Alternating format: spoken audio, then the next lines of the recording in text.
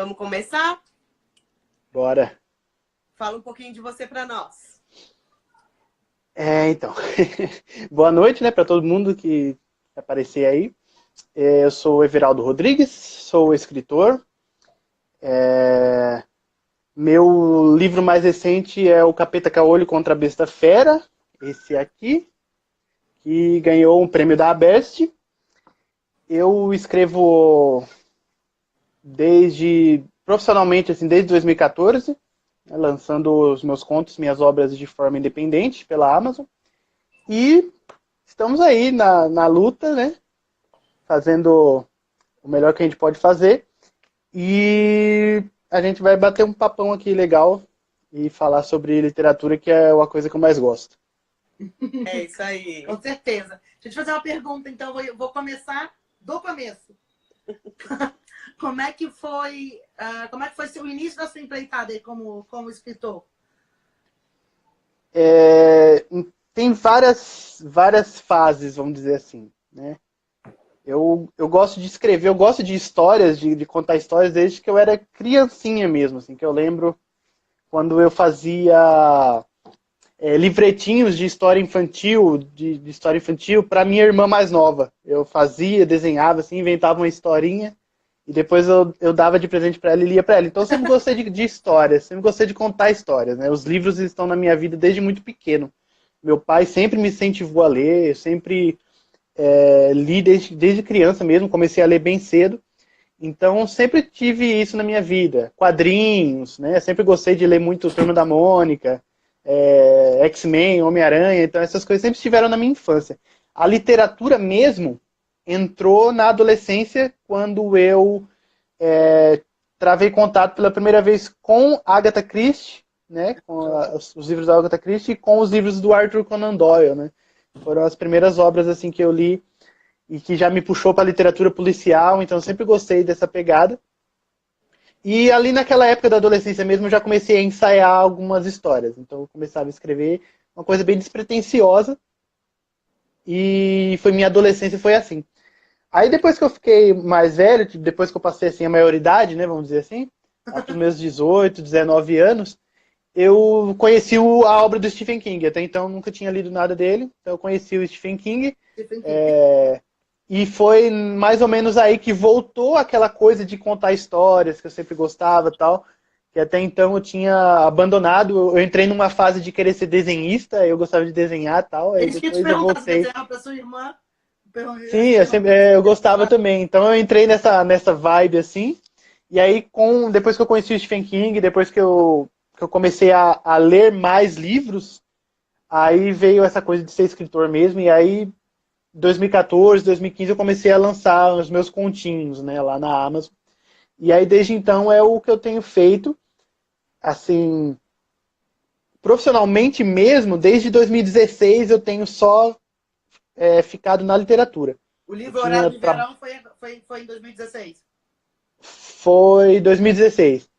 Até então eu trabalhava em empresa e tal, e daí eu preferi sair da empresa e cair de cabeça mesmo na literatura. E aí desde 2016 é o que eu faço full time.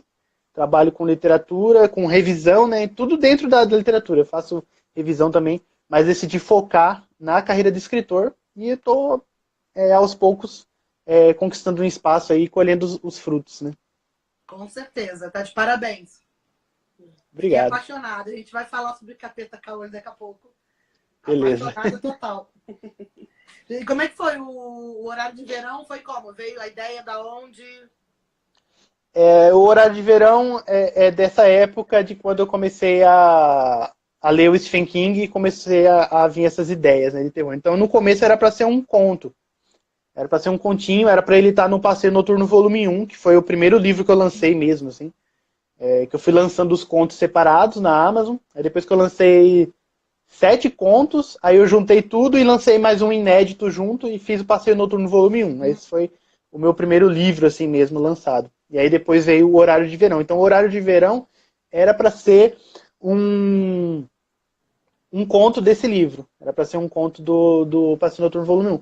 A ideia foi uma coisa meio por acaso, assim, da questão de pensar no horário de verão. Eu sempre gostei as ideias, geralmente, elas vêm de coisas meio nada a ver, assim. Às vezes eu tô com um grupo de amigos, ou conversando, ou lendo sobre alguma coisa, e aí eu penso, né, e se tal coisa acontecesse? E como fã de Stephen King, eu sempre gosto dessas coisas de mundos paralelos né, a possibilidade de ter algo além da nossa realidade que a gente conhece. E daí foi meio que natural eu tentar trazer uma história em que houvesse um elemento nacional, que as pessoas pudessem se identificar. E eu pensei no horário de verão, nessa distorção do tempo, né? Aquela coisa do você vai mudar o seu relógio 1 hora, e o que acontece com aquela hora, né? Aquela hora vai para onde? Daqui a tantos meses você vai recuperar essa hora, né? E isso é meio que gera essa oscilação harmônica na realidade, vamos dizer assim. E aí foi a partir daí que veio a história, e eu comecei a escrever ela. E, assim, como curiosidade, eu não consegui terminar ela de primeira, porque eu não sabia para onde levar a história. E daí foi quando eu comecei a ler o H.P. Lovecraft, que tem essa coisa do horror cósmico, sim, né, dos seres que estão além da nossa compreensão e tal. E daí que veio o start, aí eu consegui, com o conceito do horror cósmico, finalizar a história. Então, eu devo bastante ao Lovecraft por ter terminado o horário de verão. Então, basicamente foi isso, foi essa coisa assim da estranheza do horário de verão, né, da distorção da realidade. Aí o resto foi uma forma assim, de brincar e de falar sobre alguns assuntos que eu estava a fim de falar também. Você gosta do horário de verão? Eu gosto, eu não vou dizer que eu não acho ruim, não. Eu gosto do dia durar um pouco mais, assim, eu acho legal. Só é confuso os primeiros dias, né? Mexe um pouco com o seu relógio biológico, mas depois a gente se acostuma. Com certeza. Aí depois que a gente tá acostumando, aí acaba, né? É isso que é chato. É bem isso. Você faz muita pesquisa antes de começar a escrever? Depende bastante. Eu não sou aquele tipo de autor que vira o expert no assunto antes de escrever, sabe? Tipo a Cláudia Lemes.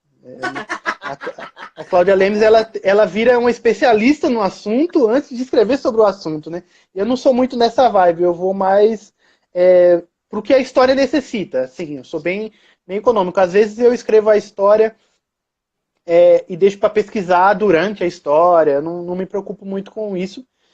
Mas é uma coisa que vem entrando um pouco na minha produção. Então, para o livro que eu vou escrever, o próximo livro, né?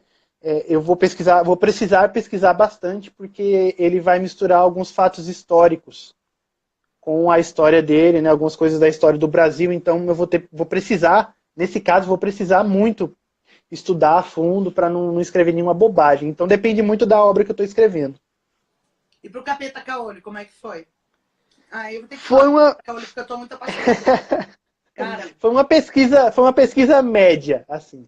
Média para baixo, porque o Capeta Caolho, ele usa aquela coisa do cangaço, né? Então, basicamente, eu pesquisei sobre o cangaço um pouco, estudei um pouco sobre isso, mas não tão a fundo, eu pesquisei bem pouco mesmo, eu pesquisei sobre Lampião, aquelas coisas mais, né, mais consagradas, mais clássicas e mais acessíveis até. Um pouquinho sobre lobisomem e tal, sobre o sertão de Pernambuco, assim, localizar a cidade, porque a cidade ela fica localizada numa região que existe mesmo de Pernambuco, né? O rio Mochotó, ele existe lá em Pernambuco. Ah, legal. Então, a cidade não existe, mas o rio existe. Aí eu peguei aquela região e coloquei a minha história ali.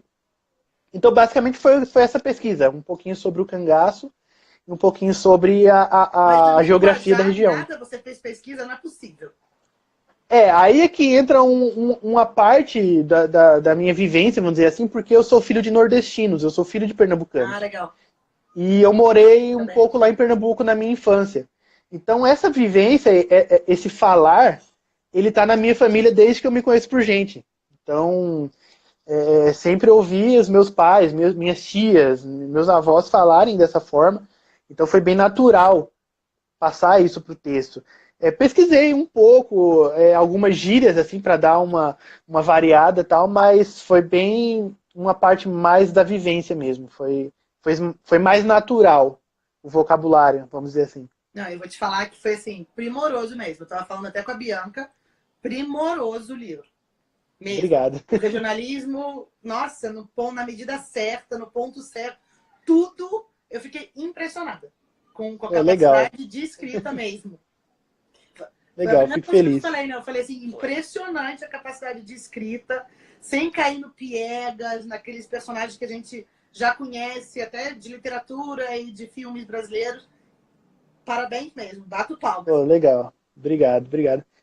O regionalismo, eu ainda me considero assim como um erro meu até de não ter lido tantas obras importantes. Então, Grande Sertão Veredas, Vidas Secas, essas obras eu ainda não tive a oportunidade de ler, mas o pouco que eu li me ajudou bastante a escrever.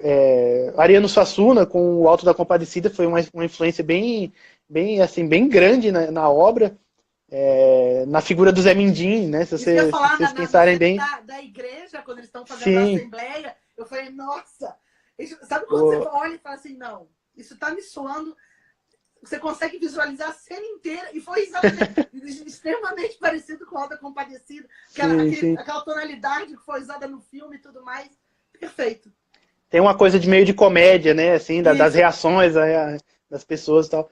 Mas o Ariano Suassuna tanto a peça quanto o filme, né? São muito, assim, muito legais, muito impactantes. Não tem como a gente não ser influenciado. Eu também tive uma experiência muito legal de ler um livro chamado O Cabeleira, que é de um escritor chamado Franklin Távora, que nem é tão conhecido assim, mas ele é um dos caras dos primórdios do regionalismo, né? Final do século XIX ali. E esse livro dele virou um filme até, que está na Netflix, que chama O Matador. E foi mais ou menos na época em que eu estava começando a escrever o Capeta Caolho. Então foi uma influência bem pontual, assim. Eu peguei para ler e ele auxiliou bastante na parte, principalmente da ambientação, do sertão, tal, aquela coisa que é bonita, né? E por mais que seja perigoso, é tão bonito quanto perigoso, né? O sertão, porque é um ambiente muito árido e muito extremo, né? Então foi bem por aí. Não, mas eu adorei mesmo. Não, eu ia comentar aqui que eu sou péssima com nomes, tá? Se eu falar errado, desculpa. É Leandro, do marido da Cláudia. Sim. Ele tá falando aqui que ela tá do lado dele assistindo e que ela deu muita risada quando você falou dela na pesquisa. Ela sempre incentiva a gente a estudar, a pesquisar bastante, né? Porque a gente, como escritor, a gente tem um compromisso, né? Assim, mesmo que a gente trabalhe com fantasia, mesmo que a gente trabalhe com a literatura, com a ficção, né? Que possibilita você a imaginar e fazer coisas diferentes, a gente tem que respeitar a história em que a gente se baseia, né? O ambiente que a gente se baseia. Então a pesquisa ela é muito importante para a gente não acabar não escrevendo besteira, né? E depois, mais para frente, pontos, né? Sim. Tanto é que tinha um erro, quando eu lancei o Capeta Caolho, tinha um erro no livro, um erro histórico, né? Um erro realmente factual histórico, que ninguém percebeu. Eu fui perceber depois de meses. E aí eu fui correr para arrumar, para deixar... É porque tem uma parte da história em que o Roberto Moraes, que é o doutor, ele está contando a história do bando do Capeta Caolho, né? E tem um momento de um fato, isso eu nunca contei para ninguém, esse erro. Acho que a única pessoa que sabe disso é a Cláudia e o Lucas Dallas, porque eu fiquei morrendo de vergonha de alguém ler e perceber, e por sorte ninguém percebeu. Ele está narrando um acontecimento de quando o bando do Capeta Caolho foi até Juazeiro do Norte para o enterro do Padre Cícero. Só que aí, a minha falha foi confundir Juazeiro do Norte, que é no Ceará, com Juazeiro de Pernambuco, que fica da Bahia, que faz divisa com Petrolina. Daí, essa confusão acabou fazendo parecer com que o enterro do Padre Cícero fosse em Juazeiro, e não Juazeiro do Norte, no Ceará. Só que, por sorte, ninguém percebeu isso. Eu fui lá e dei um jeito de de corrigir com aquela mística dos cangaceiros e como as histórias deles sempre são fantasiosas, né, para assustar e tal, aí eu consegui consertar e passou batido e graças a Deus deu tudo certo. Deixa eu te falar uma coisa. Como foi seu ingresso na Best? A gente vai entrar, a gente vai ter que falar. A Best, eu tô nesse processo da Best desde o comecinho mesmo, né? Como eu tenho uma amizade muito próxima com a Cláudia, então desde a ideia dela de ter a associação, eu tô acompanhando. Então quando ela fez o grupo pra gente fazer a ata, né? E a ata não, o regulamento e tal, as coisas, eu já estava envolvido, eu participei da fundação e tal, então tô na Best desde o comecinho mesmo. E assim, a gente percebe que a gente deu um passo certo. A Berce. A Berce. Como diz a Larissa lá de Goiás. Como a gente percebe que a gente deu um passo certo na carreira da gente, quando a gente começa a ver os resultados e resultados tão rápidos, né? Porque a Best, ela com um ano, assim, ela já fez tanta coisa que a gente estava precisando no mercado, principalmente no mercado independente, né? Por mais que a gente tenha editoras parceiras e tenha esse envolvimento, ela fez muita diferença para autores independentes. A possibilidade de outras pessoas do meio lerem coisas suas e participar do prêmio que eles organizaram, por exemplo, é uma coisa assim que é única. E aí que a gente percebe, realmente, foi uma escolha acertada participar e continuar participando da Best. E eu acho que é uma associação que tem... Putz, não só... é chovendo molhado, né? Tem muito para crescer. Tá crescendo e a gente está vendo a importância que a associação está ganhando. Então, muito... Dá um orgulho, assim, de fazer parte, né? De uma coisa assim tão legal. E como foi ganhar o prêmio? Eu ia também perguntar isso. Estávamos lá. Foi... Eu ainda não sei explicar direito, sabe? Mesmo fez um mês essa semana, né? Dia 26 fez um mês. E de vez em quando eu fico olhando, né, o troféuzinho ali. Mostra pra gente o prêmio. Aqui do ladinho, aqui. A caveirinha. Oh. É muito lindo esse prêmio. É demais. Demais. E, assim, desde o momento em que saiu os finalistas, isso já foi uma vitória tremenda. Deixa eu fazer uma pergunta, quantas pessoas estavam concorrendo na tua categoria de contos? Na minha categoria eram 4 obras, né? Era a única categoria que estava concorrendo 4 obras. Que era o da Larissa, o do Rodrigo Ortiz Vinholo e o conto Quebranto do Alexandre Balaio, se não me engano. Ele não estava lá, né, na premiação, eu não cheguei a conhecer ele pessoalmente, mas era também um conto regional, o conto dele. Tanto o conto dele quanto o da Larissa eram contos regionais, como o Capeta Caolho. Então, achei que deu um toque nacional. Deu um toque bem nacional, bem brasileiro para a categoria, sabe? Que era uma coisa assim que o prêmio destaca muito, né? Todas as obras, não só as que concorreram, como as que ganharam, tem essa coisa da brasilidade. Eu acho que isso foi muito, muito legal. E, putz, quando saiu a lista de finalistas, eu já fiquei alegre pra caramba, só de estar lá no meio. Você sabe de números? Olha, não achei. Eu não tenho certeza, eu acho que, se não me engano, eu posso estar falando bobagem, mas eu acho que o Tito me falou que teve uns 80 inscritos, uma coisa assim, legal. Na categoria.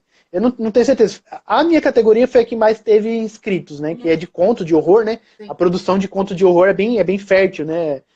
No meio independente, porque vamos dizer assim, é um gênero, é um estilo mais, não só mais acessível, como mais fácil de conquistar leitores, né? De vender e tal, porque você tem ali uma narrativa curta que você consegue apresentar para o leitor e, vamos dizer assim, solicitar o tempo dele, menos tempo dele, né? Para conquistar. Então é muito... foi uma categoria bem concorrida, tanto é que teve um finalista a mais, né? Porque teve mais concorrência, assim. E na hora que eu ganhei, nossa, a pressão baixou lá, quase que eu não levanto da cadeira, foi demais, foi sem palavras ainda, nem acredito. Quase chorei lá na hora do discurso, foi demais. Muito bom, parabéns muito bom. Mais uma vez. Muito obrigado. Eu não li todos, mas posso falar que Super merecido. Obrigado, eu agradeço. O que você está achando, por falar na importância da ABERT hoje, o que você acha? Algum comentário sobre crise das livrarias? Como você acha que a ABERT pode suprir esse vácuo aí que vai ficar, pelo menos durante um tempinho? É aquele assunto delicado, né? Muito já foi falado, assim, e a gente que está na ponta afetada, né, da crise, né, que é a parte dos escritores, muitos escritores tiveram, conheço muitos escritores que tiveram projetos cancelados por causa da crise, e isso foi muito impactante para essas pessoas. Então eu acho que é um assunto assim que a gente acaba se envolvendo, com certeza, mas eu acho que se por um lado essa crise é inevitável, já vem acontecendo há um bom tempo e só estourou agora, né? Na verdade, o mercado já está em crise há um bom tempo, né? Vamos dizer assim que ruiu a estrutura agora, né? Mas se por um lado tem essa crise e as livrarias de certa forma estão pagando pela má administração, né? A gente tem que ser honesto nesse ponto, pela estratégia errada e pelo modelo de negócio que é ultrapassado. Por outro lado, a gente tem todo esse mercado digital para conquistar, né? O mercado digital brasileiro ainda é muito pequeno, né? Eu não sei direito, o ruim de citar estatísticas é isso, né? A gente sempre esquece o número. Mas a porcentagem de editoras dentro do mercado digital ainda é muito pequena, né? Então, se a gente for pensar bem, o mercado digital ele é, na sua maioria, se a gente pensar na Amazon, de autores independentes. Então, é a nossa hora, entendeu? É a hora da gente aproveitar o momento e lançar obras de qualidade e fazer iniciativas de qualidade como a ABERT, como a Necrótica, né? A revista Necrótica, que o lançamento já está no 3º volume e está trazendo pessoas convidando autores para contar suas histórias, né, dentro dessa revista digital, e tantas outras iniciativas que reúnem escritores e que possibilitam essas pessoas de mostrarem suas histórias, é meio que a alternativa, né, a via para sair da crise. Eu acho que essa que é a grande chave da questão. Não só o mercado digital, né, e as editoras que vão começar a focar nas suas próprias lojas, né, digitais para vender, nas suas livrarias eletrônicas para vender suas obras, mas também nesses autores que vão aí aproveitar esse momento de crise para apresentar um novo caminho, né, novas histórias e uma nova via, assim como o Vianco há muitos anos foi de porta em porta de livraria vender o livro dele. Eu acho que esse agora é um desses momentos em que o mercado pode dar essa cambalhota e ver que ainda tem talento, né? Porque a crise, como a Alessandra Ruiz disse lá na palestra no Prêmio da Brecht, né? A crise não é dos livros, a crise é do mercado. A crise é do mercado. Não é menos livros que estão sendo comprados, não é porque brasileiro não lê, não é isso, né? É uma crise de negócio que infelizmente acaba atingindo o produto, né? Porque é entrelaçado, são coisas que não dá para você desconectar, mas existem caminhos, e eu acho que esses caminhos estão ficando cada vez mais claros, e acredito que para 2019, se os nossos legisladores não quebrarem ainda mais as nossas cabeças, né? Eu acho que tem tudo para a gente se sair bem dessa crise. Assim.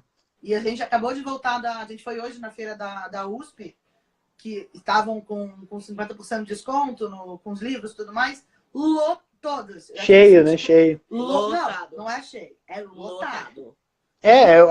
Os eventos mostram bem isso, né? Bienal lotada, todas essas feiras lotadas. Isso mostra que o problema não é, entre aspas, o costume de ler, brasileiro não lê, nada, não é isso. O problema é outra coisa e isso daí só com o tempo, né? Essa outra coisa só vai se acertar com o tempo mesmo, não tem jeito. Mas eu acho que o mercado ele não vai se reinventar, na verdade, mas o que já estava iniciando vai tomar um vulto muito maior ano que vem. Sim. E tem que se estruturar muito bem feito para não, sei lá, vai ser parando as arestas aí para começar a suprir essa lacuna aí.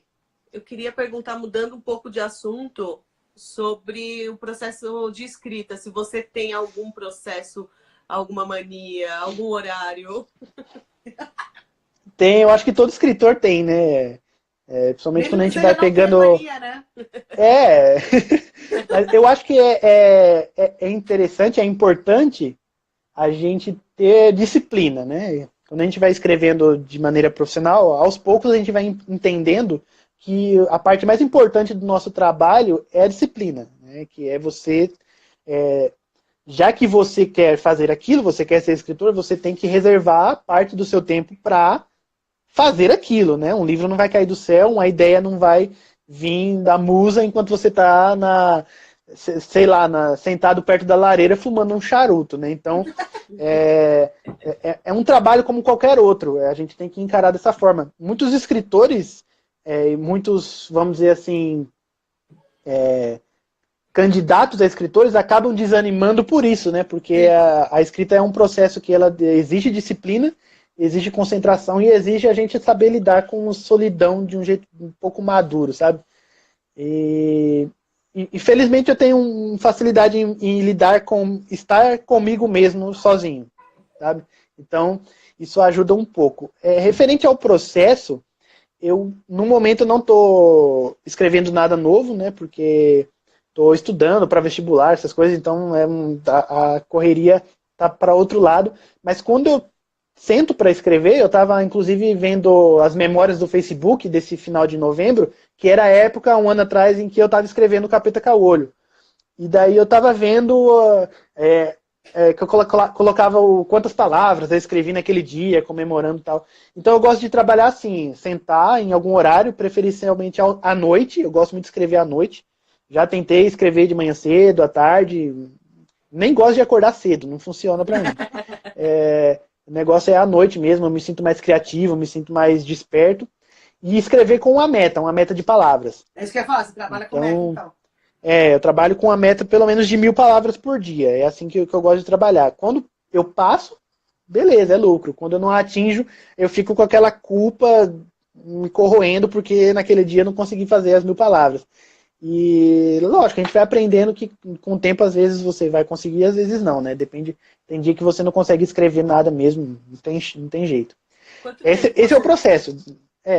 O processo meu é basicamente esse, é sentar à noite e escrever 1000 palavras. Por mais que demore 1 hora ou 3 horas, sabe? Agora, manias, aí eu tenho algumas, né? Eu tenho a sorte de ter uma sala com a porta para eu fechar e ficar sozinho e ninguém me atrapalhar. Então, esse é um privilégio, uma sorte que eu tenho, que nem todo mundo tem, né? Mas é uma coisa que acabou afetando a minha produção. Então, quando tem alguém na sala comigo, aí fica difícil, já começa a atrapalhar para escrever. E eu gosto de escrever ouvindo música. Isso é essencial. Tanto é que no evento lá do Ghost Story Challenge, né, que foi lá no meio do ano, que a gente se reuniu lá e escreveu os contos, né, para o livro Confinados, eu só consegui começar a escrever depois que eu peguei o foninho de ouvido, coloquei a música lá, e aí o conto saiu, porque eu preciso realmente ter uma música lá me embalando, e geralmente é um heavy metal bem pesado e agressivo, e é aí que eu consigo escrever. Eu gosto de escrever assim. Basicamente essa é a mania mais básica, assim, escrever com música. Como que foi o Ghost Challenge para... Foi muito louco, né? Mais uma dessas experiências assim que a gente leva para a vida inteira, né? E para mim foi um suspense até uma semana antes do evento, porque até uma semana eu não sabia se eu ia conseguir ir por causa de dificuldades financeiras, né? Porque, né? A gente faz os planos e tal, mas chega na hora, não tem dinheiro, aí graças a um amigo que eu consegui vender uma guitarra para ele, que estava aqui parada e eu não usava, aí eu consegui participar do evento e, putz, alguns dos escritores que estavam lá eu já tinha conhecido em outros eventos, né? Mas mais da metade eu conheci na hora e foi muito legal. Conheci o Duda Falcão, putz, sou fã do cara desde 2014, sabe? Então foi só nisso já valeu a pena. Eu podia ter ido lá, conhecer todo mundo e ido para casa. Podia ir para casa e tchau, já tinha valido a pena. Pode ficar com Aí. Mas aí depois disso ainda teve palestra, né? Teve workshops com, putz, com o Fábio Fernandes, um cara que eu respeito pra caramba e que qualquer conversa com o Fábio Fernandes é uma aula, sabe? Qualquer 5 minutos de papo com ele é uma aula. Então foi muito bom. E aí depois teve o momento de escrever, aí aquela coisa, será que eu vou conseguir criar uma história e tal? Coisa de escritor, assim, que fica, né, preocupado, sendo que depois a gente olha para trás e vê que, né, putz, deu certo, sabe? Então, às vezes essas preocupações, elas são meio exageradas. Mas, putz, foi um baita evento, foi uma coisa maravilhosa. Eu acho que foi o dia que eu mais comi pizza na minha vida.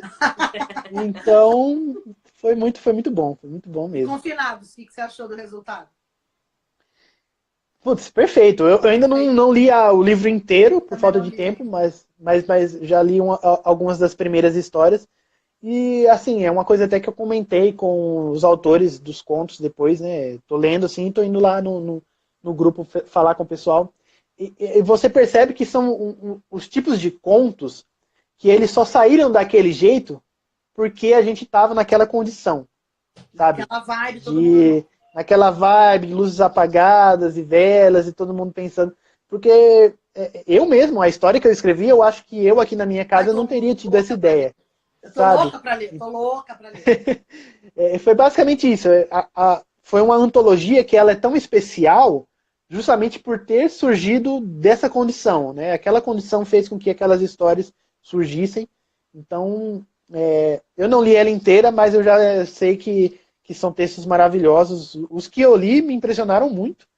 Então, quem está assistindo aí e não faz ideia, né, procura a antologia porque ficou Gente, show, profissional e diferente de qualquer antologia que está no mercado hoje em dia. Isso aí não, e a capa ficou fantástica. certeza. Ficou fenomenal. A capa ficou linda, sim. Linda. Não sei maravilhosa, quem fez a capa. Foi a Project Nine, né?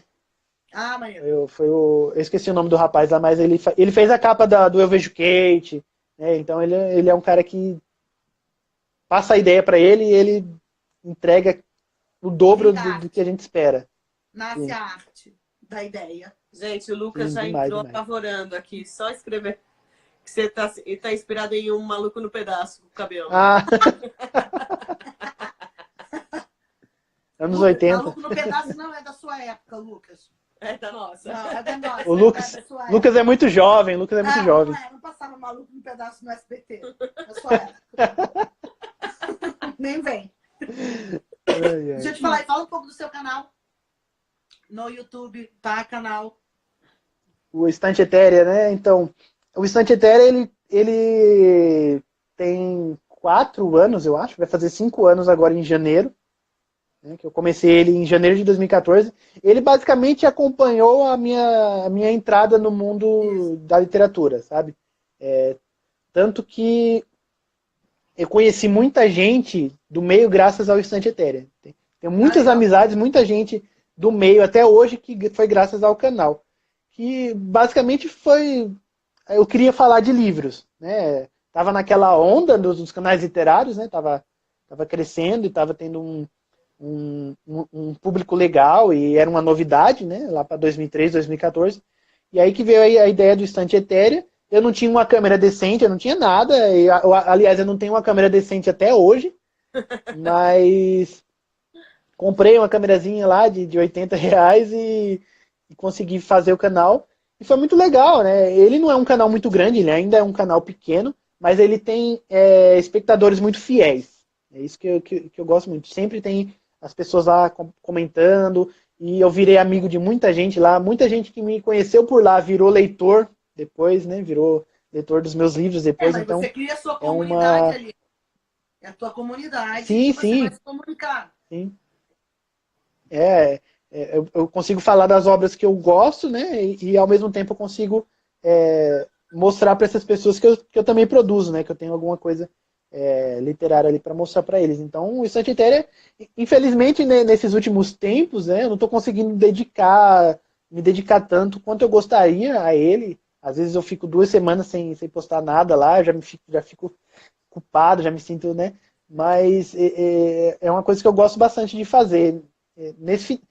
sempre que vai chegando no final do ano, vai dando aquela enjoada, né? Porque a gente ficou o ano inteiro fazendo vídeo, postando vídeo e tal. Daí quando chega janeiro, que eu saio das férias, aí eu dá aquela saudade de falar de livros de novo, aí inevitavelmente eu acabo ressuscitando o Estante Etérea.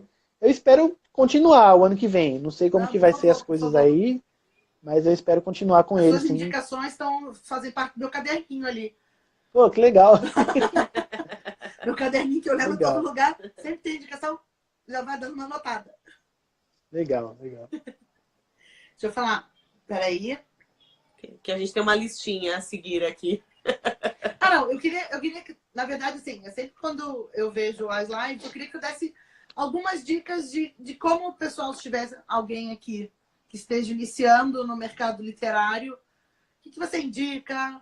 Do tipo, olha, faz qualquer coisa, senta na cadeira, em qualquer lugar e escreve. Ou, não sei, faz uma pesquisa, vê se... Não sei. É legal isso. É que assim, a gente, quem é escritor há de concordar comigo aí, quem estiver assistindo, a gente estuda, escreve e treina ano após ano, mas a gente basicamente passa metade do tempo sem saber a menor ideia do que a gente está fazendo. Tá? Basicamente é isso. Tá? Juliana, o Jaime, a Larissa, quem estiver assistindo aí, o Lucas, eles vão confirmar. É uma coisa que a gente aprende com a vivência de escrever. Mas tem coisa assim que a gente vai pegando no ar ou aprendendo com pessoas mais experientes, né? A Cláudia e o César, eu sempre falo isso, a Cláudia Lemes e o César Bravo, eles são os meus gurus, assim, são os meus mestres no que diz respeito a comportamento, como a postura como escritor, né? São pessoas que meio que me apadrinharam, eles são os meus padrinhos, né? Essa é a verdade. Então eu aprendi muitas coisas com eles, né? Principalmente no que diz respeito a se portar como escritor publicamente, né? Porque a partir do momento em que a gente lança um texto e a gente ganha leitores, a gente tem uma responsabilidade com esses leitores. Sim. Ponto final. Todo mundo que tem um público tem uma responsabilidade com esse público, tem uma responsabilidade com as pessoas que fazem parte desse meio, com autores, editores, com capistas, com tradutores, com todo o mercado. À medida que a gente entra nele, a gente tem que se portar de uma forma profissional, de uma forma respeitosa. Então, acho que a maior lição, né, para eu não ficar falando muita abobrinha, muita bobagem aqui, Não. A maior lição para você, como um escritor novato, como uma pessoa que está entrando, que está querendo ser escritor, não entra em tretas. Não entra em tretas literárias, não arruma confusão, não fala qualquer coisa que vir na sua cabeça, porque você é o escritor que vai revolucionar a porra toda e você vai... e você tem muitas verdades para dizer. Vai com calma, sabe? A gente vê muita gente que às vezes tem um talento, que tem textos bons, que tem histórias legais, mas que acaba queimando o próprio filme. Basicamente é isso. Então, o que eu mais aprendi com o César Bravo foi isso. Velho, se você tem alguma coisa para dizer, diz por meio da sua obra, sabe? É a sua obra que vai ficar. Um post do Facebook, alguém vai rolar depois, vai dar um F5 e ele vai sumir e ninguém vai lembrar mais do que você disse, exceto as pessoas que você ofendeu. Exatamente. Sabe? Então, nossa, perfeito. Então, assim, por mais que às vezes seja tão divertido e atraente você entrar numa treta e você mandar uma indireta e você querer mostrar que você tem razão por aquilo, evitar. Principalmente você sendo um autor novo, um autor que está tentando abrir, ganhar um espaço, sabe? Porque o mercado ele não é feito só dos leitores para quem você escreve e do desafeto para quem você está mandando a indireta, né? Tem editores que se conhecem, que inevitavelmente vão evitar você, porque você vai dar uma imagem ruim como profissional. Então é basicamente isso. Sobre escrever, né, aí tem o maior conselho que eu posso dar eu já dei esse conselho para alguns amigos, algumas pessoas que estão sentados aí, senta e escreve. Você fez algum sabe? curso? Curso não. Eu fiz oficinas, como pode dizer, assisti muito vídeo de YouTube, muita live, coisa de escrita, assim. Leio bastante livro não só ficção, mas livro de não ficção, livro de crítica, livro de teoria literária mesmo, para aprender o beabá, vamos dizer assim. E eu tô para fazer vestibular, então aí eu quero entrar no meio mesmo. Agora fiquei curiosa. Na verdade, eu prestei a primeira fase da Unicamp, semana retrasada, para estudos literários. Estou esperando sair o resultado da primeira fase para eu fazer a segunda fase, que a Unicamp ainda tem a segunda fase para fazer e é pedrada. E é o que eu quero fazer, eu quero me profissionalizar mesmo na área e conhecer e aprender mais, né? E é até mesmo uma dica que dá para dar, né? Se você quer ser escritor, se você quer entrar nesse meio, é estudar, ler bastante. Não achar que você é o novo Aloysio de Azevedo e que, né, sabe? Você estudar, você ter humildade de perceber que você não sabe tudo, que às vezes o que você pensa que sabe não é verdade. Que, pô, eu ganhei um livro de literatura aqui, que tem ensaios, né? Iniciação aos estudos literários. Putz, destruiu quase tudo o que eu achava que eu sabia sobre literatura. E isso que é o interessante, é você sempre buscar aprender e conhecer mais, porque isso vai ter um impacto no que você escreve, e é o que você escreve que vai levar você a mais leitores, né? Ou a uma editora, quem sabe. Então, sempre procurar aprender mais. Nunca achar que você, só porque leu meia dúzia de conto do Edgar Allan Poe, já sabe tudo sobre o horror gótico, sabe? Caramba, tem então gente, sou eu, ó. Tem gente realmente que... Não, tem gente... Não, a questão nem é essa. A questão é que tem gente que realmente escreve achando que é assim. Sim, né? sim. Que se você lê algumas coisas ali, você já sabe de tudo, e aí quando tropeça no degrau e cai, aí fica achando que... O que mais fica achando que a culpa é dos outros. Crítica, tal. que não... Acho que Sim. a humildade é a chave de tudo, tipo... Estudar é essencial. Qualquer coisa. Escute o que os mais experientes têm para dizer, por favor, escute. Vai acabar entrando numa polêmica aqui, assim, mas você vê muito autor... A polêmica do autor. Olha a treta, né?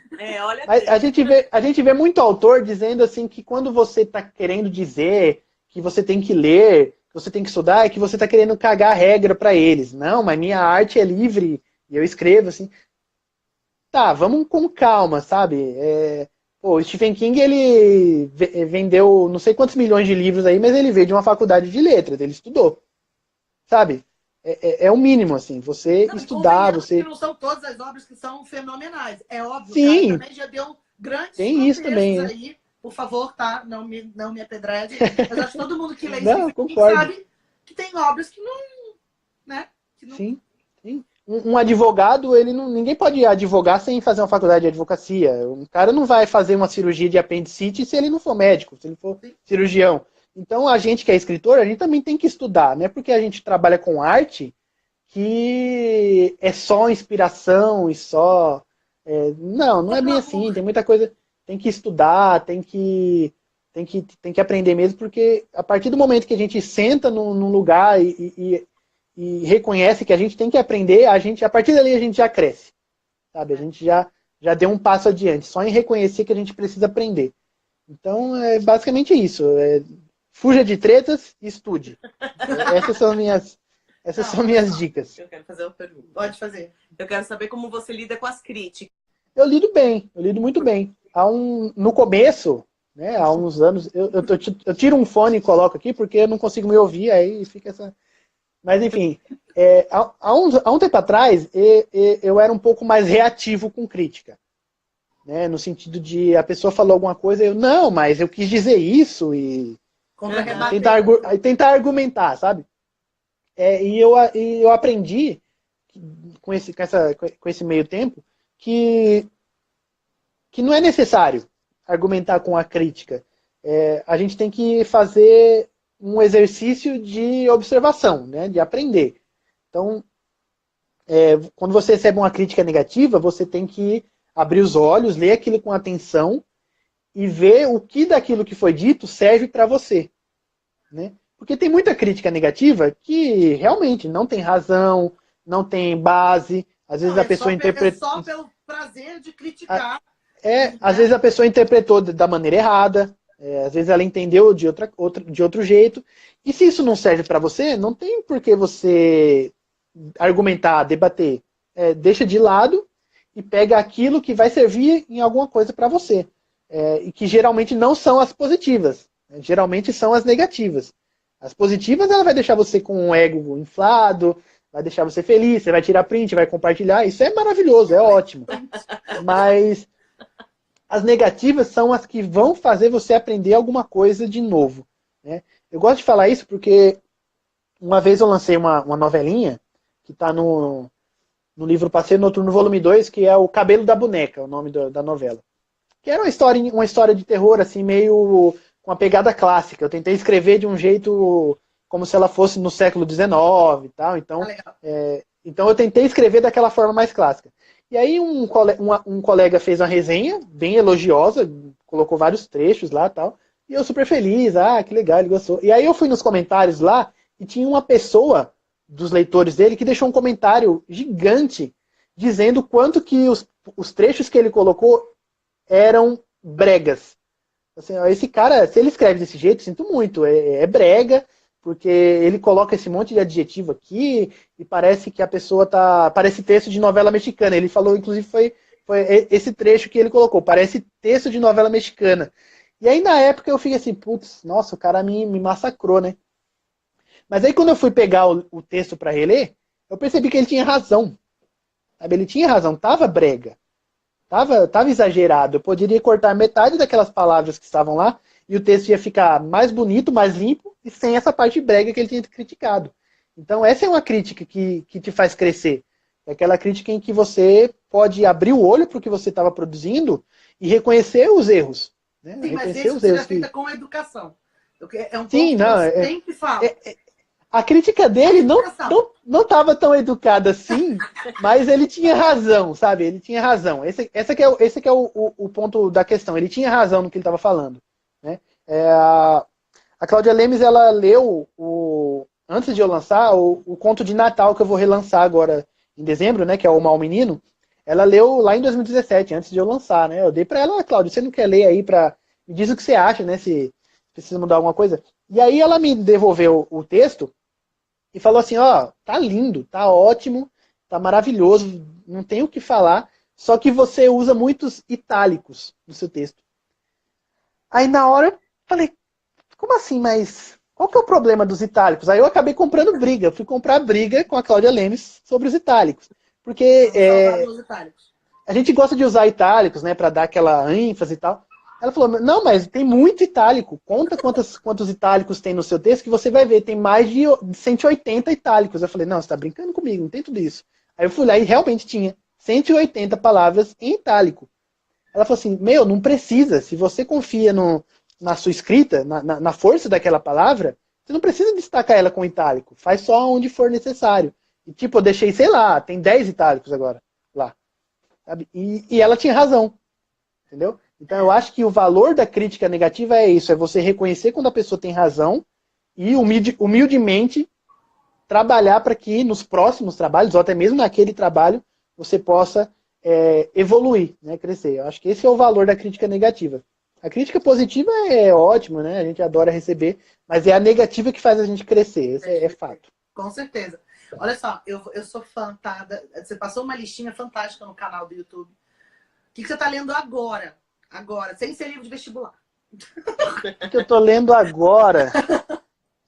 Peraí que tá meio longe, deixa que eu vou pegar. Peraí, só um momento. Enquanto ele tá pegando, Lucas, não fica se achando com essa história de que você é beta de todo mundo, não, tá? Lembra que eu me candidato toda hora. Eu tô lendo... eu me candidato a ser beta. A gente tá eu tô lendo dois... O Lucas tá se achando aí, dizendo que ele é seu beta número 1. O Lucas é um querido, o Lucas é um amigo, um parceiro, um amigo que surgiu por causa do Estante Etérea, então, né, e é um cara que, putz, é amigo pra vida inteira, toda vez que tem um trabalho, não só ele é meu beta preferencial, como ele sabe que eu também sou o dele, toda vez que ele escreve alguma coisa eu tô lá pra dar uma força pra ele. O que eu tô lendo agora são esses 2 livros aqui. Eu tô lendo o que eu falei agora há pouco, que é o Iniciação aos Estudos Literários. Ah, legal. Esse aqui é super técnico. Eu me sinto um burro toda vez que eu tô lendo isso daqui, porque é muito... não, é outro nível. A gente tá lendo... li Dostoiévski, nossa. Tá até achando, não. Pega um livro com artigos, né? Pega um livro... Que nada, né? Não, Dostoiévski não é nada, sério. Aí você percebe o quanto que você não sabia nada. E eu tô lendo romance, eu tô lendo esse aqui, que é o Madame Bovary, do Gustave Flaubert. Esse aqui eu comecei a ler, eu acho que vai ser a última leitura do ano, já tem um monte de marcação aqui, inclusive. E, né, é um romance importantíssimo, então são os 2 livros que eu tô lendo agora. Eu tava lendo muita coisa ao mesmo tempo, eu sempre faço isso, eu leio muita coisa ao mesmo tempo, mas eu decidi focar mais nesses 2 aqui, porque senão até o final do ano eu não acabo. E daí, um é para estudar e o outro é para, né, entreter e aprender também, né, porque romance importantíssimo, então é muito bom a gente ter contato com essas obras clássicas, assim, fora do gênero até do que a gente escreve, né. Você sempre sabia que ia escrever terror ou não?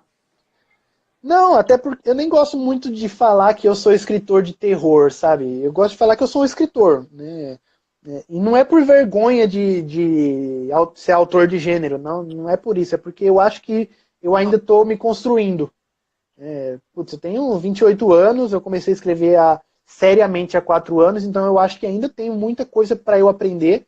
E eu sei que o que eu estou escrevendo hoje não vai ser muito diferente do que eu vou estar escrevendo daqui a 2, 3, 4 anos. Então, o terror é aquela coisa assim, as histórias vêm na minha cabeça desse jeito. Então não tem muito como fugir, sabe? O próprio Stephen King fala muito isso, né? A gente não escreve terror porque a gente quer, é porque as histórias vêm desse jeito e a gente não tem muita escolha, né? Vocês acham que a Cláudia Lemos gosta de escrever sobre um serial killer que sai matando criancinhas? Não é que ela gosta, né? É porque é esse tipo de história que brota na cabeça da gente e aí só Deus sabe por quê. E se a gente não colocar isso em palavras, acho que a gente pira, sabe? Então, basicamente é por isso que eu escrevo terror, né? Mas eu gosto de policial, eu tenho muitos planos de escrever ficção científica, porque eu sou muito fã de ficção científica. Eu tenho 1 ou 2 histórias de ficção científica na cabeça aí, que eu tenho vontade de escrever, mas aí já eu acho que eu tenho que estar um nível um pouco mais acima aí para poder escrever essas histórias. Quando que sai o seu... Desculpa, te cortei, desculpa. Não, pode falar. O seu novo conto? Agora em dezembro? O de Natal? Isso. O de Natal já tá na Amazon já. Já tem ele na Amazon e no Clube de Autores já lancei. Eu ia lançar só em dezembro, mas eu já adiantei, já tá lá já. Ah, show. Aí vai ficar até o final, vai ficar até o dia 31 de dezembro. Show. Everaldo, muito obrigada. Passa rápido, né? Passa, nossa, já acabou. Putz. Quando o papo é bom, voa, né? Sim. Agradecer por disponibilizar o seu tempo para conversar com a gente. Aproveitar para falar para o pessoal, leiam Nacional. Por favor. Eu que tenho que agradecer. Um livro de Natal de presente. Sim, dê um livro nacional, de preferência. Exato. Não, eu que tenho que agradecer pelo convite, pelo espaço para a gente bater papo, para a gente poder falar sobre coisas tão legais. E sempre que vocês quiserem, só chamar.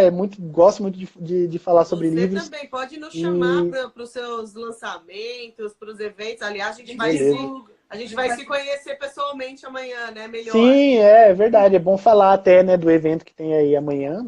Tarde de autógrafos. Livros do Lucas de Natal. O livro é ele é muito pidão, meu Deus. Amanhã, né, lá em São Paulo, evento lá no Patuscada Livraria e Café, Rua Luiz Muratti, número 40, se não me engano, né, Pinheiros. Vou até dar a dica, né, quem tiver em dúvida, pega a Estação Sumaré, desce lá na Estação Sumaré, o resto é a pé, 1 quilômetro a pé lá, facinho de chegar. E vai ter muita gente legal lá, vai ter muita gente boa lá. Não vai ser não só o lançamento do Confinados, que já tem um monte de gente, como vai ter o lançamento da Soraya Buchaim, com o Ferrão de Escorpião, e do Alexandre Braoios com o Beijo de Darwin. Então é imperdível. Vai ter anúncio de autores novos lá, vai ser uma coisa muito louca. Surpresas. Cláudia Lemes vai estar lá, né? Quem que perderia essa oportunidade, né? Então, eu acho que vale a pena, vai ser um evento, vai ser o evento para fechar o ano, com certeza. Dezembro não tem evento mais legal do que esse, tá? Só dando a dica aí, é o evento mais legal para fechar o ano. E eu espero ver vocês lá, vocês que estão assistindo, estaremos lá, vocês também. E vai ser muito legal conhecer vocês. Muito obrigado. Obrigada de novo. Olha, eu vou subir, eu vou hoje baixar o vídeo. Eu sempre acabo tendo uns 2 dias para conseguir postar no YouTube, depois fica lá. Então é legal. Beleza, legal. Assistir depois. E a gente também escreve uma matéria para Novo Contexto, que é uma revista digital, que é uma coluna nossa semanal, toda segunda-feira sai. Eu acredito que não nesta segunda-feira vai ser sobre a cobertura dos lançamentos de amanhã. Mas na próxima segunda-feira a gente fala sobre você lá, tá bom? Eu te aviso. Legal, obrigado. Muito obrigado. Gostei muito. Gostei bastante. O papo foi muito legal. Obrigada, gente. Tchau, tchau. Tchau, gente. Tchau.